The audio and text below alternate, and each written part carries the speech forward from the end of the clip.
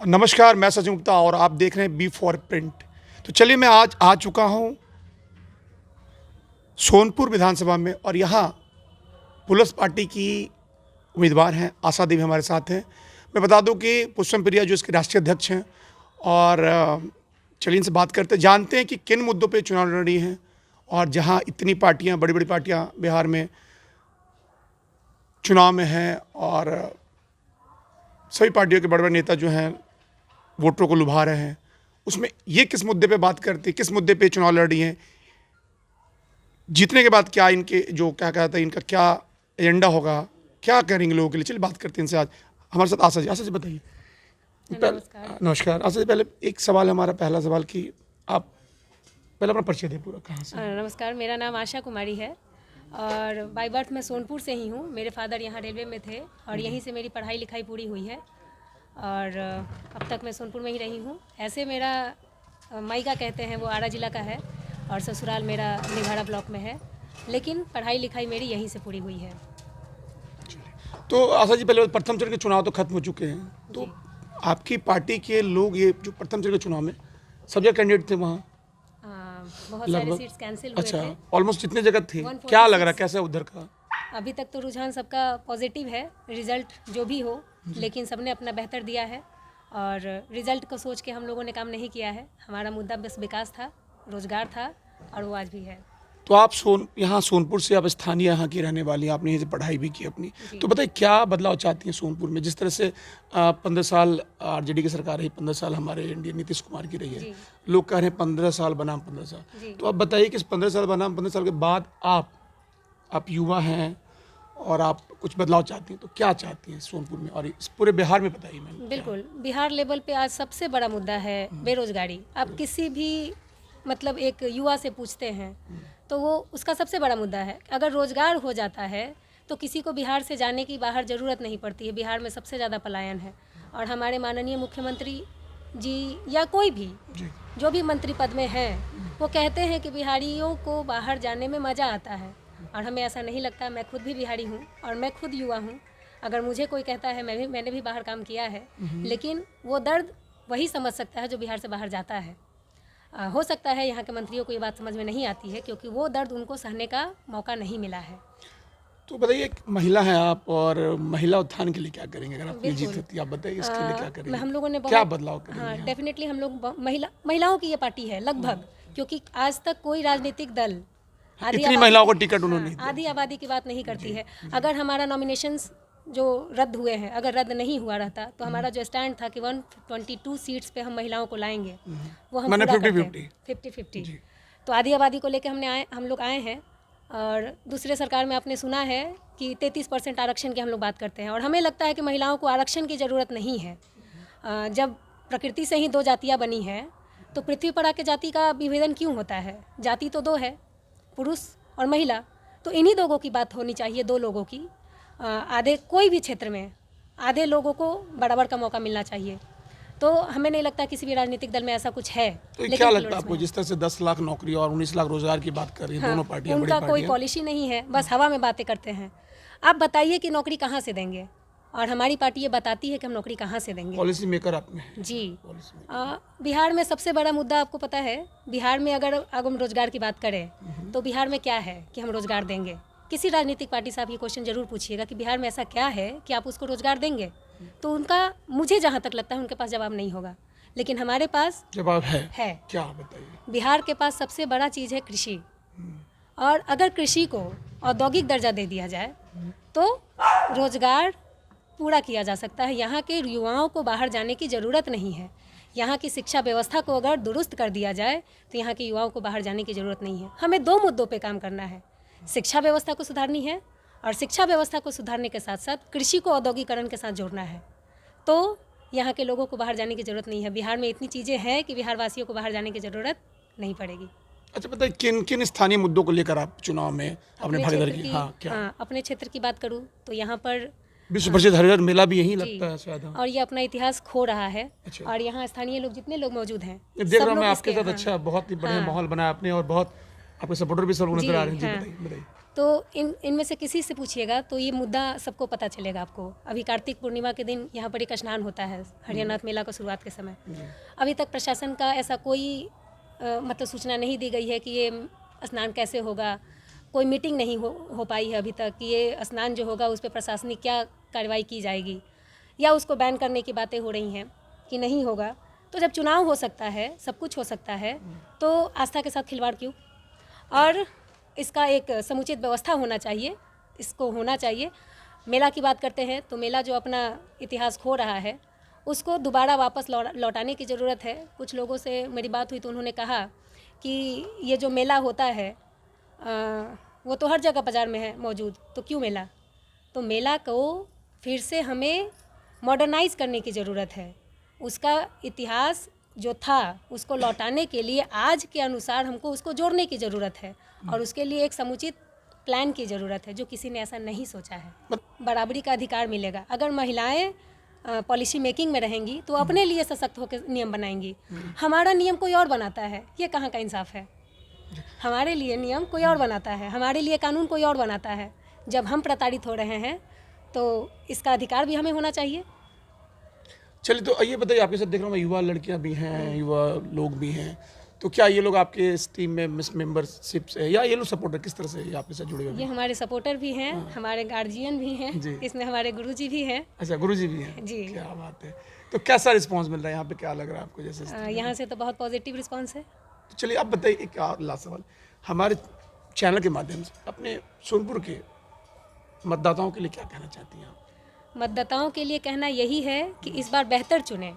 जात पात से ऊपर उठ के, पहली कोई राजनीतिक पार्टी है जो जात पात से ऊपर उठ के कुछ सोची है बिहार के बेहतरी के लिए, तो डेफिनेटली यहाँ के लोगों पर ही डिपेंड करता है कि वो अपनाते हैं या नहीं अपनाते हैं। और अगर बिहार को बदलना है तो प्लूरल्स को अपनाना पड़ेगा। बिहार को अपनी स्थिति बदलनी है तो प्लूरल्स को अपनाना पड़ेगा, क्योंकि कोई इस उच्च स्तर का कोई सोच नहीं सकता है कि जात पात से ऊपर राजनीति हो, और एक बदलाव की तरफ बिहार बदलाव को लाना है। पॉजिटिव पॉलिटिक्स हो। पॉलिटिक्स तो सब जगह सुने होंगे, पॉजिटिव पॉलिटिक्स प्लूरल्स में आपको सुनने को मिला होगा। राजनीति भी सकारात्मक हो। चलिए, मैं आपके एक सपोर्टर से देखता हूँ, सपोर्टर लोग बैठे, मैं पूछता हूँ जरा, आप तो अपने बारे में खुद बताओ, ये लोग क्या बताते हैं आपके बारे में और क्या इनकी सोच है चुनाव को लेकर? चलिए, मैं देखता हूँ, इधर आइए, आइए, पहले आप आइए मैडम, आप आइए, इधर आइए, जल्दी आइए, हाँ आइए, बताइए क्या नाम है आपका? मेरा नाम अमृता राय है। हम तो बताइए, आशा जी यहाँ से खड़ी हैं, आप इनके साथ भी हैं, और साथ में देखा मैं कैंपेन भी करी थी साथ में थोड़ा जी। तो क्या लगा, क्या आपके आशा दीदी बताइए किस तरह की ये? मैं इनको काफ़ी सालों से जानती हूँ कि बहुत बेहतर कर सकती हैं महिलाओं के लिए। सो मैं यही, तो इनसे आपकी क्या उम्मीद है अगर ये जीत कर आती हैं? आप एक यहाँ के वोटर भी हैं, बहुत अच्छा करेंगी औरतों के लिए, इतना मुझे उम्मीद है। अच्छा करें क्या, मैंने आप क्या चाहती है? आप एक महिला हो, Education आप एक, के हाँ, मामले क्या में डिमांड है आपका? सोनपुर में आप हैं और यहाँ पे लड़कियों को प्रोटेक्शन और एजुकेशन में जितना ज़्यादा से ज़्यादा वो डेवलप कर सकें। इनसे उम्मीद करती हैं, हाँ इसलिए आप इनके साथ हैं। जी। चलिए, देखा हमारे साथ थी जिन्होंने बताया इनके साथ हैं, ये इनको कह रही कि ये लड़कियों को सुरक्षा को लेकर और एजुकेशन को लेकर ये बहुत चिंतित थी। तो उनको लग रहा है कि हमारे आशा देवी अगर यहाँ जीत के आती हैं तो ऐसे मामलों पे काम करेंगी। सोनपुर मेला जहाँ तक है, सोनपुर मेला के बारे में इन्होंने बताया कि जो स्नान है उस पर भी ये काम करेंगी, और इनका कहना है कि बिहार एक नई राजनीति की तरफ, एक नया बदलाव, एक पॉजिटिव पॉलिटिक्स की तरफ भी काम करेंगी। चलिए, मैं आगे आपसे मिलता रहूँगा, मुझे अब दीजिए इजाज़त, और हमारा चैनल बिफोर यू देखती रहिए। Thank you. तो चलिए, हमारे साथ इनके साथ अभी आशा देवी के साथ बैठे हुए हैं, हमारे साथ एक सीनियर हैं। बताइए सर, अपना नाम बताइए। मेरा नाम अशोक कुमार राय हुआ। क्या करते हैं आप बताइए? मैं यहाँ पूर्वोत्तर रेलवे महाविद्यालय में मैथमेटिक्स का विभाग का शायद आपने कहा इन्होंने कि आप गुरुजी भी थे इनके। जी हाँ। तो बताइए क्या लग रहा है? आशा को मैंने क्लास 8 से लेके इंटर तक की शिक्षा दी। उसके बाद ग्रेजुएशन लेवल में सब्जेक्ट इनका चेंज हो गया, इंग्लिश से ये ग्रेजुएशन और पोस्ट ग्रेजुएशन की। आशा एक बहुत ही मेहनती और लगनशील छात्रा थी। आज भी हमारे विधानसभा में उम्मीदवार के रूप में आई है। लगता है इस क्षेत्र को एक नई दिशा मिलेगी। अतः मैं भी तमाम मतदाताओं से यह अनुरोध करता हूं कि आशा जी को अपना मत देकर विकास, इनसे विकास क्या चाहते हैं आप अगर जीत के आते हैं? क्या मुद्दे भी कुछ होंगे आपके पास, कुछ चाहते बदलाव आप यहाँ सोनपुर में? सोनपुर में है ही नहीं कुछ। जैसे एजुकेशन, आज तक जो भी सरकारी क्षेत्रीय विधायक ने कुछ नहीं किया यहाँ पे, जब जो जीत के आए थे यहाँ से? कौन जीते हैं यहाँ पे? नहीं, रामानुज जी कुछ लोगों के लिए ही काम करते हैं। उनको जनता से किसी जी हाँ, व्यक्तिगत काम हो रहा है। व्यक्तिगत काम करते हैं। बाढ़ हो या कुछ भी हो, इस तरह में उनका सहयोग प्राप्त नहीं होता है। बहुत से लोग यहाँ नाखुश हैं। दूसरी बात, यहाँ जो मैं बात कर रहा हूँ, विगत जो भी सरकारें आई उनके एजेंडे में एजुकेशन था ही नहीं। आज जो सरकार है वो छात्राओं को 25,000 देने की बात कर रही है, 25,000 को बढ़ा के 50,000 करने की बात कर रही है। लेकिन वैसे लाखों वित्त रहित शिक्षक भूखे मर के बच्चों को पढ़ा रहे हैं, लेकिन उनका अनुदान और वेतनमान नहीं दे रही। तो नीतीश कुमार ने ऐसा कुछ अभी उनका था ना, शिक्षा के लिए कुछ उन्होंने? शिक्षा के लिए सिर्फ एक प्रलोभन है, वोट लेने की राजनीति है कि 25,000 रुपया छात्रा को दे दो, उसका वोट साइकिल योजना, हाँ साइकिल योजना दे दो, पोशाक में कुछ पैसे पहुंचा दो, जिससे कि वोट मेरी ओर टर्न हो। लेकिन जो टीचर उन बच्चों और बच्चियों को पढ़ाता है उसे तनख्वाह मत दो, उसे अनुदान मत दो, उसे एक मजदूर की तरह काम लो। ये इनका व्यवस्था है, एजुकेशन व्यवस्था नीतीश जी का। दूसरा बात, आप चले जाइए अस्पताल में। अस्पताल की क्या है बताइए? अस्पताल की बहुत बुरी स्थिति है। आपको ढंग की दवा नहीं मिलेगी। यहाँ सोनपुर में एक अस्पताल है, इसका नाम ही है रेफरल हॉस्पिटल। थोड़ा सा मैंने सामान्य से थोड़ा सा ज़्यादा हुआ तो यहाँ से रेफर कर देगा, चले जाइए पटना चले जाइए या प्राइवेट नर्सिंग होम में चले जाइए। ये स्थिति है, इसको देखने वाला कोई नहीं है। तो आप लोगों ने 5 साल में कुछ शिकायत या कहीं कोई ऐसी जगह पे कहीं अपने लेटर नहीं भेजा? इस तरह की स्थितियाँ थी तो सुनने वाला कहाँ है? हाँ। कौन सुनेगा?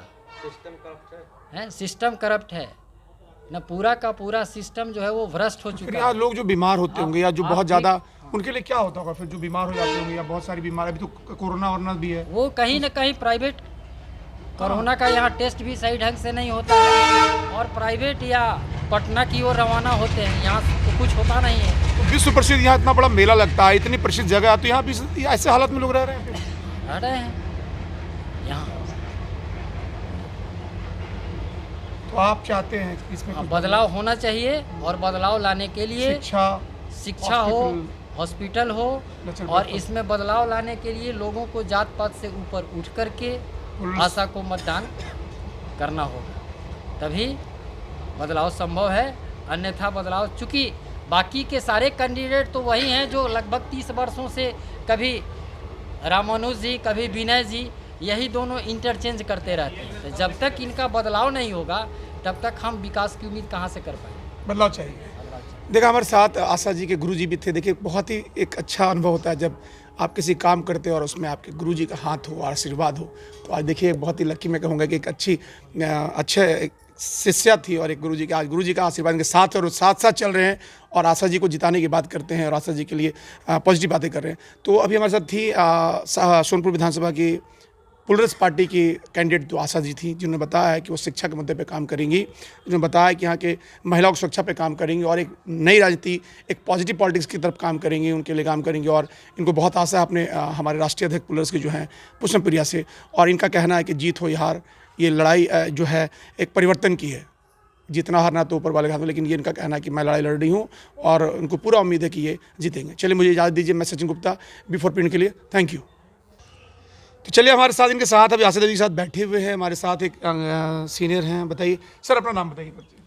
मेरा नाम अशोक कुमार राय हुआ। क्या करते हैं आप बताइए? मैं यहाँ पूर्वोत्तर रेलवे महाविद्यालय में मैथमेटिक्स का विभाग शायद आपने कहा इन्होंने कि आप गुरुजी भी थे। जी हाँ। तो बताइए क्या लग रहा है? आशा को मैंने क्लास 8 से लेके इंटर तक की शिक्षा दी, उसके बाद ग्रेजुएशन लेवल में सब्जेक्ट इनका चेंज हो गया, इंग्लिश से ये ग्रेजुएशन और पोस्ट ग्रेजुएशन की।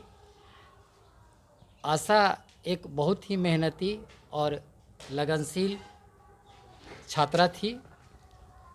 आज भी हमारे विधानसभा में उम्मीदवार के रूप में आई है।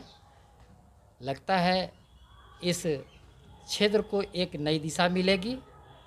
अतः मैं भी तमाम मतदाताओं से यह अनुरोध करता हूं कि आशा जी को अपना मत देकर विकास, इनसे विकास क्या चाहते हैं आप अगर जीत के आते हैं? क्या मुद्दे भी कुछ होंगे आपके पास, कुछ चाहते बदलाव आप यहाँ सोनपुर में? सोनपुर में है ही नहीं कुछ। जैसे एजुकेशन, आज तक जो भी सरकारी क्षेत्रीय विधायक ने कुछ नहीं किया यहाँ पे? जब जो जीत के आए थे यहाँ से, कौन जीते हैं यहाँ पे? नहीं किस पार्टी से नहीं, रामानुज जी कुछ लोगों के लिए ही काम करते हैं। उनको जनता से Individual, किसी पर जी हाँ, व्यक्तिगत काम हो रहा है। व्यक्तिगत काम करते हैं। बाढ़ हो या कुछ भी हो, इस तरह में उनका सहयोग प्राप्त नहीं होता है। बहुत से लोग यहाँ नाखुश हैं। दूसरी बात, यहाँ जो मैं बात कर रहा हूँ, विगत जो भी सरकारें आई उनके एजेंडे में एजुकेशन था ही नहीं। आज जो सरकार है वो छात्राओं को 25,000 देने की बात कर रही है, 25,000 को बढ़ा के 50,000 करने की बात कर रही है। लेकिन वैसे लाखों वित्त रहित शिक्षक भूखे मर के बच्चों को पढ़ा रहे हैं, लेकिन उनका अनुदान और वेतनमान नहीं दे रही। तो नीतीश कुमार ने ऐसा कुछ अभी उनका था ना, शिक्षा के लिए कुछ उन्होंने? शिक्षा के लिए सिर्फ एक प्रलोभन है, वोट लेने की राजनीति है कि 25,000 रुपया छात्रा को दे दो, उसका वोट साइकिल योजना, हाँ साइकिल योजना दे दो, पोशाक में कुछ पैसे पहुंचा दो, जिससे कि वोट मेरी ओर टर्न हो। लेकिन जो टीचर उन बच्चों और बच्चियों को पढ़ाता है उसे तनख्वाह मत दो, उसे अनुदान मत दो, उसे एक मजदूर की तरह काम लो। ये इनका व्यवस्था है, एजुकेशन व्यवस्था नीतीश जी का। दूसरा बात, आप चले जाइए अस्पताल में। अस्पताल की क्या है बताइए? अस्पताल की बहुत बुरी स्थिति है। आपको ढंग की दवा नहीं मिलेगी। यहाँ सोनपुर में एक अस्पताल है, इसका नाम ही है रेफरल हॉस्पिटल। थोड़ा सा मैंने सामान्य से थोड़ा सा ज़्यादा हुआ तो यहाँ से रेफर कर देगा, चले जाइए पटना चले जाइए या प्राइवेट नर्सिंग होम में चले जाइए। ये स्थिति है, इसको देखने वाला कोई नहीं है। तो आप लोगों ने 5 साल में कुछ शिकायत या कहीं कोई ऐसी जगह पे कहीं अपने लेटर नहीं भेजा? इस तरह की स्थितियाँ थी तो सुनने वाला कहाँ है? हाँ। कौन सुनेगा? सिस्टम करप्ट है, सिस्टम करप्ट है ना। पूरा का पूरा सिस्टम जो है वो भ्रष्ट हो चुका है। यहाँ लोग जो बीमार होते होंगे या जो बहुत ज़्यादा, उनके लिए क्या होता होगा फिर? जो बीमार हो जाते होंगे या बहुत सारी बीमारी, अभी तो कोरोना वोरोना भी है, वो कहीं ना कहीं प्राइवेट, कोरोना का यहाँ टेस्ट भी सही ढंग से नहीं होता है और प्राइवेट या पटना की ओर रवाना होते हैं, यहाँ तो कुछ होता नहीं है। तो विश्व प्रसिद्ध यहाँ इतना बड़ा मेला लगता है, इतनी प्रसिद्ध जगह है, तो यहाँ भी ऐसे हालत में लोग रह रहे हैं? रह रहे हैं यहाँ। तो आप चाहते हैं कि इसमें कुछ बदलाव होना चाहिए और बदलाव लाने के लिए शिक्षा हो, हॉस्पिटल हो, और इसमें बदलाव लाने के लिए लोगों को जात पात से ऊपर उठ करके आशा को मतदान करना होगा, तभी बदलाव संभव है। अन्यथा बदलाव, चूँकि बाकी के सारे कैंडिडेट तो वही हैं जो लगभग 30 वर्षों से, कभी रामानुज जी कभी विनय जी, यही दोनों इंटरचेंज करते रहते हैं। तो जब तक इनका बदलाव नहीं होगा तब तक हम विकास की उम्मीद कहाँ से कर पाएंगे? बदलाव चाहिए। देखा हमारे साथ आशा जी के गुरुजी भी थे। देखिए बहुत ही एक अच्छा अनुभव होता है जब आप किसी काम करते हो और उसमें आपके गुरुजी का हाथ हो, आशीर्वाद हो। तो आज देखिए बहुत ही लकी मैं कहूँगा कि एक अच्छे शिष्या थी और एक गुरुजी के, आज गुरुजी का आशीर्वाद के साथ और साथ साथ चल रहे हैं और आशा जी को जिताने की बात करते हैं और आशा जी के लिए पॉजिटिव बातें कर रहे हैं। तो अभी हमारे साथ थी सोनपुर विधानसभा की पुलरस पार्टी की कैंडिडेट तो आशा जी थी, जिन्होंने बताया है कि वो शिक्षा के मुद्दे पे काम करेंगी, जिन्होंने बताया कि यहाँ के महिलाओं की सुरक्षा पे काम करेंगी और एक नई राजनीति, एक पॉजिटिव पॉलिटिक्स की तरफ काम करेंगी, उनके लिए काम करेंगी। और इनको बहुत आशा है अपने हमारे राष्ट्रीय अध्यक्ष पुलरस के जो हैं पुष्पम प्रिया से। और इनका कहना है कि जीत हो या हार, ये लड़ाई जो है एक परिवर्तन की है, जीतना हारना तो ऊपर वाले के हाथ में, लेकिन ये इनका कहना है कि मैं लड़ाई लड़ रही हूँ और उनको पूरा उम्मीद है कि ये जीतेंगे। चलिए मुझे इजाज़त दीजिए। मैं सचिन गुप्ता, बिफोर प्रिंट के लिए, थैंक यू। अगर आपको हमारा वीडियो पसंद आया हो तो इसे लाइक करें, सब्सक्राइब करें और साथ ही बेल आइकन दबाना ना भूलें।